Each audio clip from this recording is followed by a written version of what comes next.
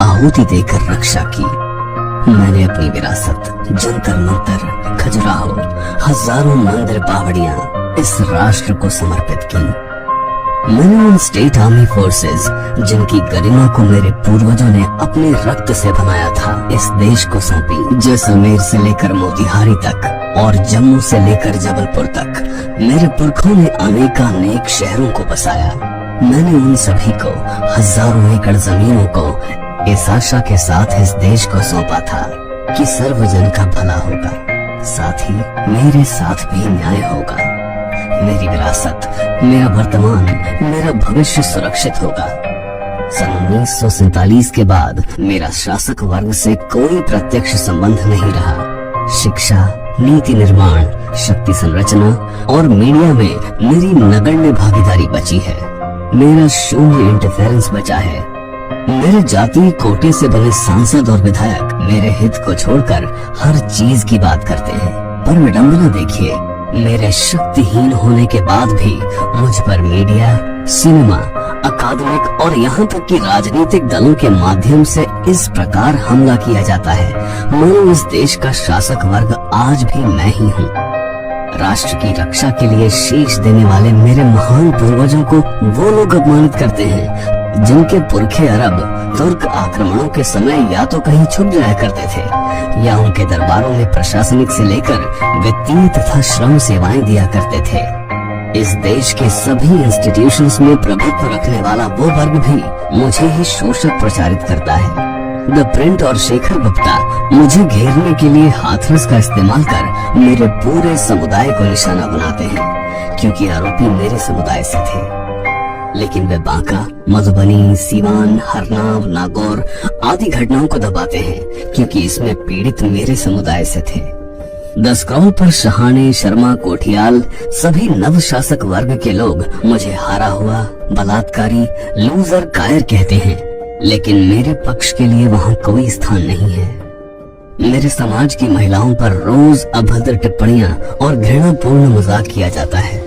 Jat pride, Maratha pride, Ahir pride, Gujar pride, Khatri pride, Pathan pride पर movies बनाई जाती हैं, मगर मेरे राजपूत बॉय हैशटैग लिखने मात्र से ऑफेंड हो जाते हैं, मुझे जातिवादी घोषित कर देते हैं। लेकिन देखिए, इस दोगलेपन के बाद भी ये लोग लिबरल हैं और मैं जातिवादी। कभी हिंदुत्व तो कभी सेक्युलरिज्म के नाम पर मेरे खिलाफ हर तरफ जहर घोला जाता है। गुलाल जैसी फिल्में बनाकर मेरे समाज का अलगाववादी चित्रण किया जाता है। धन्यवाद इस बॉलीवुड का, जिसके द्वारा 75 वर्षों से फिल्मों के द्वारा मेरे चरित्र का हनन किया जा रहा है। अवध, पूर्वांचल, मालवा, बुंदेलखंड, हापुड़ में अनगिनत क्षत्रिय अंग्रेजों से लड़े, शहीद हुए, फांसी पर लटकाए गए, तोपों से मार दिए गए, किले महल ढहा दिए गए। फिर भी जावेद अख्तर, हरबंश मुखिया जैसे बुद्धिजीवी आरोप लगाते हैं कि मेरा समाज अंग्रेजों से नहीं लड़ा। मीडिया, सार्वजनिक शिक्षा, नौकरियों में मेरे साथ भेदभाव किया जाता है। फिर भी मुझ पर ही ठाकुरवाद का आरोप लगाया जाता है। मेरे वर्तमान की गलत व्याख्या की जाती है, मेरे भविष्य को नष्ट किया जाता है और मेरे इतिहास को विकृत किया जाता है। प्रतिहारों को गुज्जर बनाया जाता है, यदुवंशियों की पहचान अहीरों को बांट दी जाती है, क्षत्रिय शब्द की बंदर बांट की जाती है। शासकों ने न केवल मुझे सुनियोजित तरीके से सामाजिक हानि पहुंचाई, बल्कि बेशर्मी से मेरे इतिहास, मेरी आइडेंटिटी को भी चुराया है। फर्जी और काल्पनिक टर्म राजपूतीकरण के नाम पर आपने विभिन्न जातियों को मेरे विरुद्ध खड़ा करके सौहार्द को बिगाड़ा है।